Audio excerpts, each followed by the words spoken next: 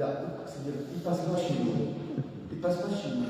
On dirait qu'il passe dans un pays où il n'y a pas d'être humain. D'accord. Ils sont où ces Algériens, ces intellectuels pour créer un lien avec lui, pour l'intégrer dans nos universités, pour exploiter, pour faire, c'est-à-dire pour ce qu'il fait soit exploitable ici. Non, on a soif de conférences, de présentations. C'est pas public. Mais lui, je sais ce qu'il demande que ça. Il demande que ça. Il demande ce pays, il travaille tout. Mais ma question est, est-ce qu'il y a moyen, est-ce que vous êtes en contact avec lui déjà, et est-ce qu'il y a moyen d'exploiter ou bien de monter quelque chose, on est là, de monter quelque chose pour créer ce lien. Et je suis sûr qu'ici aussi, il y a des gens qui en soient, qui ne connaissent pas. D'accord. C'est juste créer deux milieux et les mettre en contact avec l'université. Et ça, c'est Ok. Alors, non, je ne suis pas en contact avec lui, mais je suis ce monsieur. Je suis ses conférences, vous savez, maintenant on peut mais suivre. Vous ne connaissez pas lui? Non, non, pas du tout. Je suis sur C'est prévu. Oui. C'est prévu. Oui. On a prévu, justement, d'en discuter, pardon. On a prévu de lui offrir un livre. Ah ben, On est juste à la recherche de ses coordonnées exactes. Oui. Et vous savez, je ne sais pas si vous savez, mais dernièrement, il n'y a pas très longtemps, il y a peut-être 3 semaines, il y a eu un documentaire qui est passé sur France 5. Alors, Jean-Loïc Lequelec était à la Tassili Nadjer, et la moitié du documentaire, il était sur un plateau que j'ai fait aussi. C'est pas le plateau du Mader, c'est le plateau de Tedjlahin. C'est une merveille. C'est un plateau qui est dans la région vers Élysée. Vers Élysée, entre Élysée et Janet. C'est pas près de Janet. Faut vraiment vouloir faire ce plateau. Et il a été. Jean-Loïc Lequelec est venu avec une équipe pluridisciplinaire. Et ils ont été sur ce plateau et la moitié du documentaire se passe le plateau de Tedjlahin. Vous pouvez le revoir, il y a un lien. Il y a un lien, je vous l'enverrai. Oui. Et franchement, moi, quand j'ai vu l'annonce, j'ai prévenu tout le monde, j'ai vu le documentaire. Ils ont fait un documentaire absolument magnifique. C'est un des plus grands spécialistes de l'art rupestre. Oui, de l'art rupestre du Sahara. Bon, il n'y a pas que lui, mais quand même, lui, il est très... travaille depuis des années sur l'art rupestre en Libye, l'art rupestre en Algérie. Et là, à ma grande surprise, ils ont fait un super documentaire France 5 sur Tassili Nadjer. Mais effectivement, j'aimerais bien, c'est vrai, j'aimerais bien rentrer en contact avec lui. Et de créer le lien. Et de créer le lien, oui. Est-ce que vous avez... Des institutions Oui, c'est vrai, vous avez raison. Est-ce que vous avez pensé faire un documentaire comme Loïc? Non, ça non. Moi je suis dans l'écriture, plutôt dans l'écriture que dans le documentaire. L'écriture c'est déjà... un travail. Ça demande beaucoup d'énergie. Oui. Ça demande beaucoup d'énergie, mais c'est vrai que je pourrais... Par contre, je pourrais participer. Si on m'appelle, si je pourrais apporter ma petite pierre. Contribution. Je pourrais contribuer à un documentaire, ça oui. Mais le monter moi-même... C'est un autre... Oui, je ne suis pas du domaine, c'est un autre... Oui, monsieur. Madame, vous avez effectivement comme parce qu'ils sont partie prenante de ce paysage, ils vivent. Bien sûr. Oui. Comment ils vivent? On ne connaît pas les trucs. On connaît que seulement que c'est problématique de façade. Oui. Comment ils se communiquent, comment ils vivent, comment ils cohabitent. Oui. Alors, il y a un conte où j'axe plus sur ce côté sociabilité, organisation de la société, etc. C'est Inmoroden. Celui-là, je parle beaucoup de leur société, de la tribu, comment elle était organisée plutôt. Parce que c'est un conte qui se passe il y a très longtemps. C'est clair qu'ils ont évolué aussi. Il reste encore des nomades. Il y a encore des nomades, mais de moins en moins. De moins en moins. Ils se sédentarisent pour plusieurs raisons. Mais dans Inmoroden, vous allez avoir une idée de la tribu, comment elle était organisée, comment ils chassaient, comment ils organisaient leur campagne de chasse, comment ça se passait pour ceux et celles qui restaient au campement. Mais bon, ce n'est pas un travail de sociologue, mais j'ai fait beaucoup de recherches par contre. J'ai fait beaucoup de recherches pour pouvoir parler de ce volet. Je suis même retournée dans le livre de Henri Duveyrier, justement, parce qu'il parle un peu de la société, comment elle est organisée, etc. Et j'ai posé des questions aussi à mes amis Touareg, parce que c'est pas si loin, hein. Le nomadisme, c'est pas si loin. Donc ils me racontent, oui, ils me racontent ce qu'ils ont vécu eux-mêmes, ce que leurs grands-parents leur ont raconté. Mais je pense qu'il y a des études. Hein. Mouloud Mamri a énormément travaillé sur ce côté anthropologique, sur la société. Il a énormément travaillé là-dessus, et pas que lui. Parce qu'il y a eu aussi des universitaires qui travaillent, malheureusement, comme a dit monsieur, ça reste dans le cercle des spécialistes. Il faut aller au CNRPH, ou il faut connaître quelqu'un même pour vous sortir certains ouvrages. Disons que l'accessibilité, elle n'est pas très... c'est pas très libre, oui. C'est pas libre au sens où on l'entend. Mais il y a des études, hein. Il y a des études. Quand même, quand je parle autour de moi, on me dit « Ah si, il y a un étudiant qui a travaillé là-dessus, il y a une étudiante qui a fait ceci ou cela. » Il y a des recherches qui sont menées. Malheureusement, comme a dit monsieur, elles n'arrivent pas à nous, elles ne sont pas... Bon, c'est un terme que j'aime pas trop, mais elles ne sont pas... Ces travaux-là ne sont pas vulgarisés. Ils ne sont pas vulgarisés. Ils ne sont pas à la vue et à la portée du grand public. Une intervention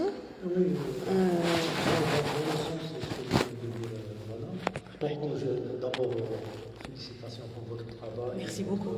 Votre passion et votre générosité et votre curiosité. Merci beaucoup. Et culturelle et tout ça, ça fait du bon au cœur. Et je voudrais souligner que je suis toujours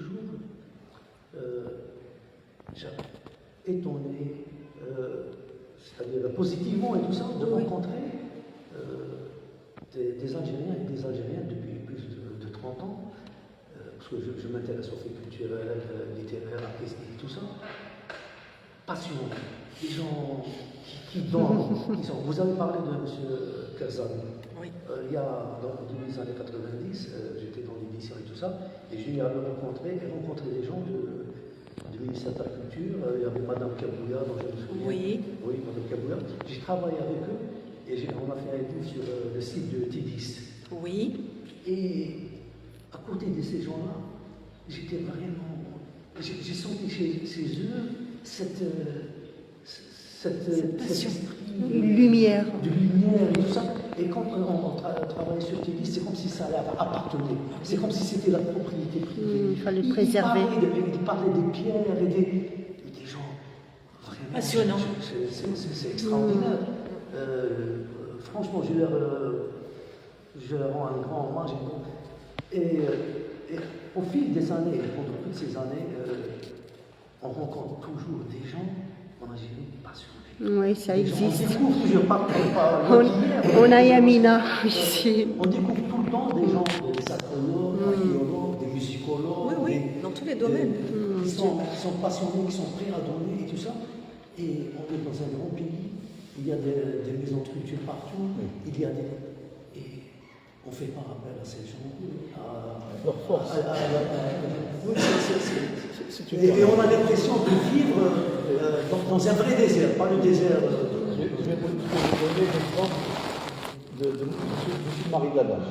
Je vais vous donner l'exemple de mon épouse que je connais depuis 30 ans. Vous savez, la force de ces gens-là, c'est quoi?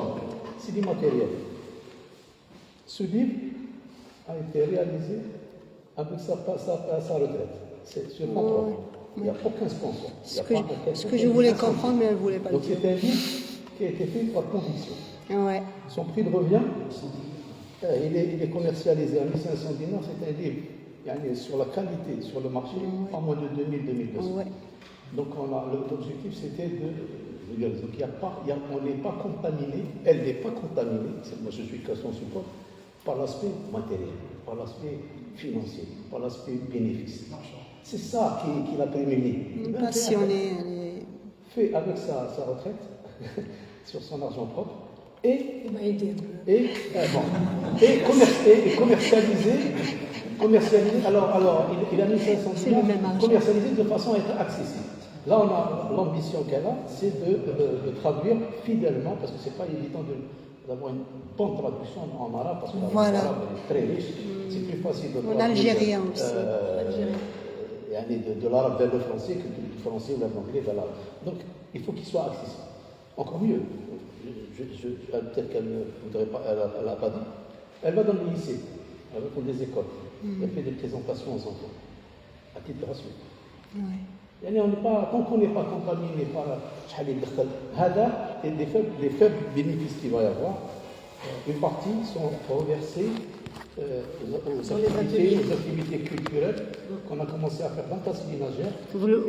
C'est écrit ici. Voilà, Une partie des bénéfices sera réservée au profit d'activités éducatives et culturelles pour les enfants. Très bien. Voilà. Ces activités, donc, on a commencé à les faire avec les nomades, avec dans des écoles du Tassili, des écoles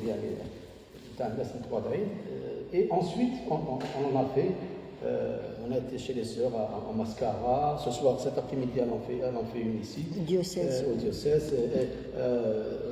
Ce qu'on en a fait aussi, on en a fait plein à Alger. On a fait l'Abadia. Donc, tant qu'on n'est pas rentré dans la spirale, combien on va avoir de bénéfices, combien de gagner, on est assez du fun. Donc, ces gens-là tiennent la route parce qu'ils ne sont pas encore contaminés. Ouais. Les autres Ils sont légions, c'est-à-dire on les montre, ils sont pas fédérés. ils sont pas devant les caméras. Ce sont les tonneaux vides. Alors que il y a quelqu'un en France spécialement pour aider les lieux. Qu'est-ce qui en va bénéficier? C'est les charlatans. Oui. Ils ont pardon. Pas la peine d'entrer dans Non, mais c'est connu, ce que vous dites là est connu. Donc, tant qu'on n'est pas contaminé par l'argent, alhamdoulilah. Monsieur. oui, Nourdine. Oui, Je voulais oui. juste dire une toute petite phrase. Il m'a lancé une perche. Il y a un polytechnicien français qui s'appelle Soudo Platov. Il a dit une phrase que j'ai jamais oubliée. Il a dit quand on partage un bien matériel, on le divise. Oui. Mais quand on partage un bien immatériel, on le multiplie. Ouais. C'est ce qu'on est en train de faire. Ouais. J'ai adoré cette phrase. Oui. Oui, Nourdine. Monsieur. Si c'est pas indiscret. Oui. Revenir sur les quelques secrets que vous a dit M. Samir Othmani sur la société par Les secrets. Oui. Franchement, non, je ne peux pas dire ce qu'il m'a raconté. D'ailleurs, je n'ai pas encore. Je ne peux pas dire. Parce que malheureusement, il a été ravi à la vie d'une manière violente. Je n'ai pas terminé. J'avais pas terminé de le questionner en fait. Mais je ne peux pas dire, mais je vais vous raconter une anecdote concernant Samir Allah. Une fois, je voulais aller sur un site à la Tadrart particulier. Et notre ami ne m'a pas emmené pour une raison ou pour une autre. Il m'a dit non, on n'a pas le temps, on ne va pas faire le crochet. Ok. Et puis, on a quitté Janet, on est rentré. Et une autre fois, on est retourné à la Tadrart. Moi, je l'ai fait 5 ou 6 fois. On est retourné à la Tadrart et j'étais dans le 4x4 avec Samir. Il y a eu une complicité qui s'est établie entre nous. Samir, s'il te plaît, j'ai envie de voir Hadak l'endroit parce que, bon, à force de lire et je connais les noms des endroits. Surtout, je veux voir Hadak l'endroit. Ah, il y a juste une petite boucle à faire et je lui dis, tu es sûr, tu peux m'emmener parce que je voudrais faire des photos des gravures parce que c'était un endroit à gravure épaisse.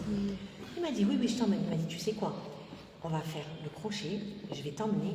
Keshmeken, parce qu'il y avait notre ami qui était chef de mission qui commandait tout, parce qu'on était nombreux, on était une vingtaine de personnes, il y avait plusieurs 4x4 et tout.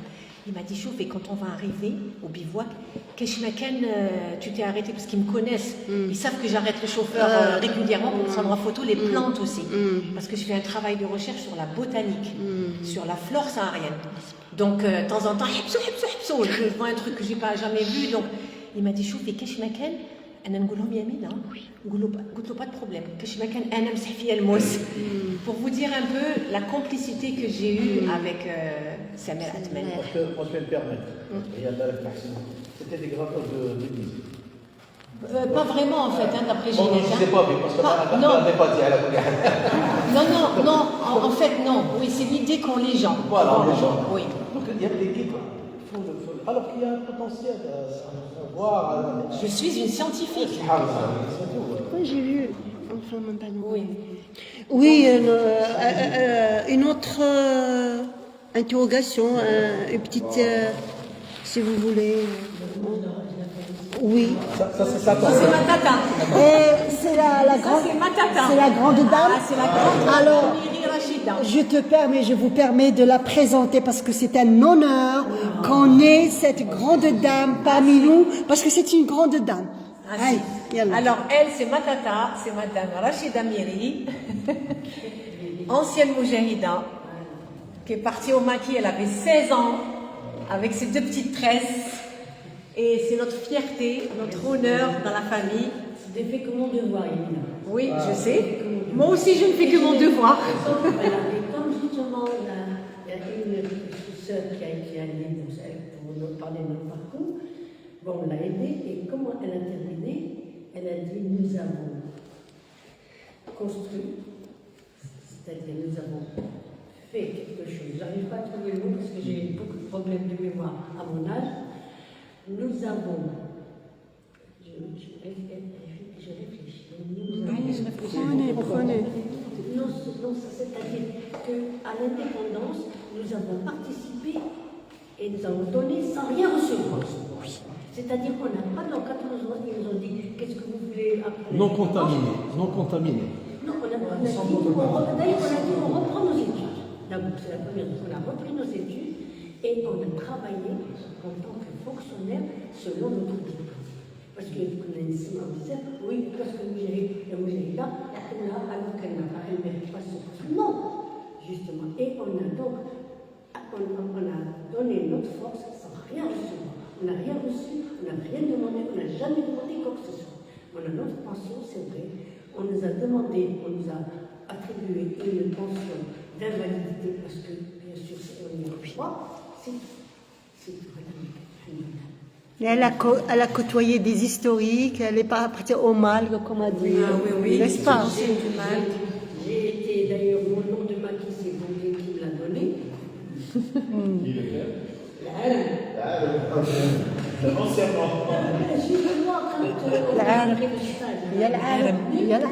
Militairement et politiquement, et pour la nation, figurez-vous que après on nous a donné l'ordre de mission dans une enveloppe fermée.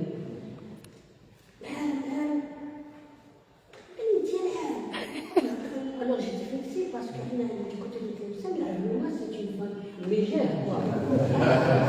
J'étais vraiment vexée parce que donc finalement, ce n'est qu'après, j'ai appris que c'était Boumdine parce que j'étais la présidente. J'avais pas de peur, j'ai dépassé tout le monde, même les hommes dans les tirs. C'était le bilan de Bouteflika. Bah oui, et j'étais mécontente parce que je ne l'aimais pas. Je ne l'aimais pas. Ah oui, dis-nous un truc comme ça, j'allais. Ah, elle est passionnante. C'est-à-dire, il y a le livre là de notre soeur là, on appelle la même chose.